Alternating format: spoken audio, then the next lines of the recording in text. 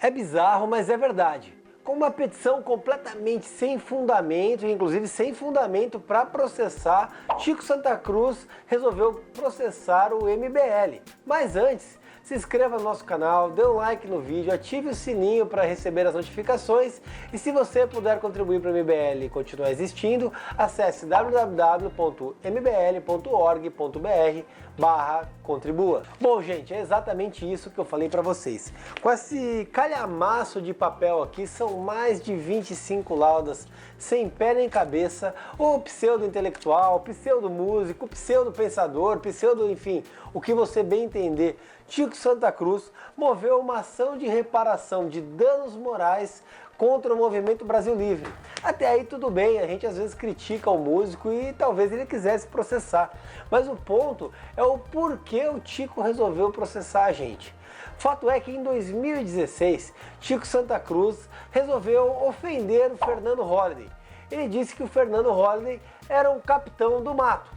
Bom, você bem deve saber o que é um capitão do mato. É aqueles negros que no período da escravidão, em favor dos senhores, perseguiam e capturavam os negros que fugiam das senzalas, enfim, fugiam do controle dos seus senhores. Chico Santa Cruz atacou o Fernando Holliday dizendo que ele era um capitão do mato, justamente em razão da atuação do vereador, enfim, dos pensamentos do Holliday, antes mesmo dele ser ainda empossado vereador. Isso no ano de 2016. Acontece que o MBL viu com total repulsa essa ofensa racial que o Chico fez contra o Fernando Holliday. A mesma repulsa causada quando o Ciro Gomes, agora no ano de 2018, também chamou o Fernando Holliday de capitãozinho do mato, na Jovem Pan.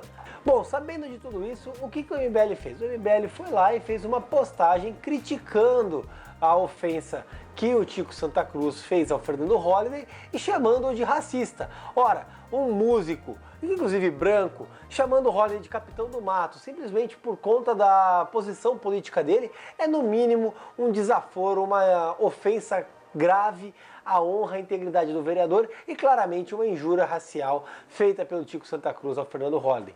Mas, pois bem, o Chico Santa Cruz, depois de ofender racialmente Fernando Holliday, não ficou contente com isso.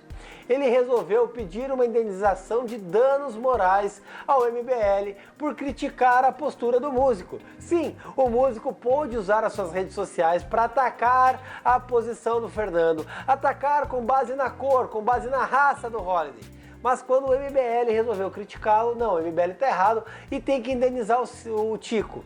Pois bem, e aí eu venho para vocês, eu tive o desprazer, ou talvez o prazer, de ler aqui essas mais de 20 longas laudas do Chico Santa Cruz, dizendo por que ele mereceria ser indenizado. E para minha surpresa, eu tive aqui um show de horrores processuais e é isso que eu quero falar com vocês. Bom, eu começo justamente por um erro crasso da parte técnica, da parte jurídica do Chico. Todos sabem que a sede do MBL fica em São Paulo. E por ser em São Paulo, a competência territorial para processar o MBL é em São Paulo. Mas o Chico, talvez por não querer vir até aqui, enfim, por falta de conhecimento jurídico do advogado, não sei, ele resolveu processar o MBL no Rio de Janeiro. Então não há competência territorial, competência Hatch-Locke, para o processo continuar lá, o processo vai ser extinto. Tá? Mas ainda se assim não fosse, a fundamentação legal do Chico Santa Cruz está baseada num parecer. Sim, ele resolveu chamar um jurista renomado para elaborar um parecer técnico, para dizer ali o porquê ele está certo e o Holliday e o MBL ofendidos estão errados. E quem foi o jurista, o grande jurista que fez o parecer? Ives Gandra, Gilmar Mendes, Lewandowski? Não. Foi o glorioso Doutor Tarso Genro, sim, aquele que foi governador do Rio Grande do Sul, que é filiado ao PT, pai da psolista Luciana Genro. Ele trouxe um parecer muito elaborado ou não, enfim, compete a você que lê, analisando por que o Chico estaria certo, por que o Chico tinha que ter a moral reparada com uma indenização do MBL. Mas até aí, vamos lá. Superado o parecer um tanto quanto esquisito do Luciano Genro, militante político inclusive, Chico Santa Cruz começa fundamentando sua pretensão na lei de imprensa. Sim, ele usa a lei de imprensa para dizer a necessidade de reparar o dano. Só que ele se esquece que a lei de imprensa ela foi declarada inconstitucional pelo STF. Ou seja, a lei de imprensa, uma lei da época da ditadura militar, não foi recepcionada pela Constituição Federal de 1988.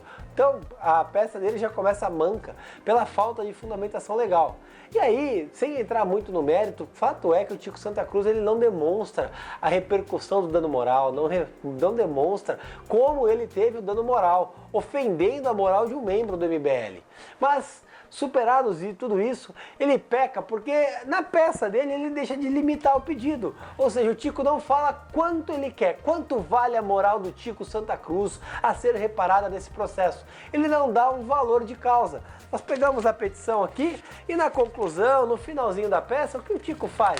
Ele pede a condenação do dano moral a ser arbitrado pelo juízo e que o valor da causa seja o valor de alçada. Isso funcionaria muito bem antes de 2015, mas fato é que após 2015, com o novo Código de Processo Civil vigente, o valor do pedido, o pedido tem que ser delimitado e o valor tem que ser estabelecido. Ou seja, você não pode falar para o juiz, olha, minha moral vale aí o que você falar. Você tem que falar, minha moral ofendida nesse processo vale 5, 10, 15, 20 mil reais, enfim, o valor que ele colocar. E inclusive pagar custas processuais baseadas nesse valor. Por exemplo, em São Paulo você tem 1% do valor da causa de custas. O Tico ele utiliza ali um processo não tão similar que houve uma indenização de 200 mil. Então se a pretensão dele fosse de 200 mil reais, ele teria que só de custas processuais recolher 2 mil. Eu acho que o Tico está querendo economizar, não está a fim de gastar ou não botou fé no processo e não quis pagar custas, mas fato é que isso tornou a peça dele inepta, porque não há um pedido específico de reparação de dano, ele não cumpre os pressupostos processuais básicos.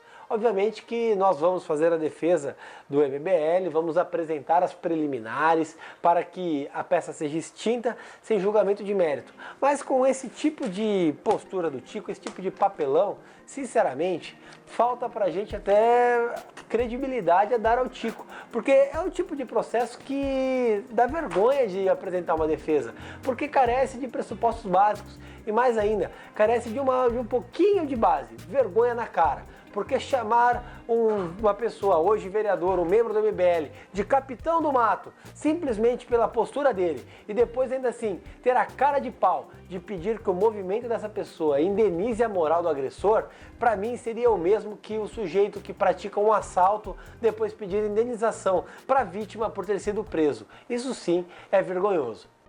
Inscreva-se no nosso canal youtube.com/mblivre. Precisamos da sua ajuda. Acesse mbl.org.br/contribua.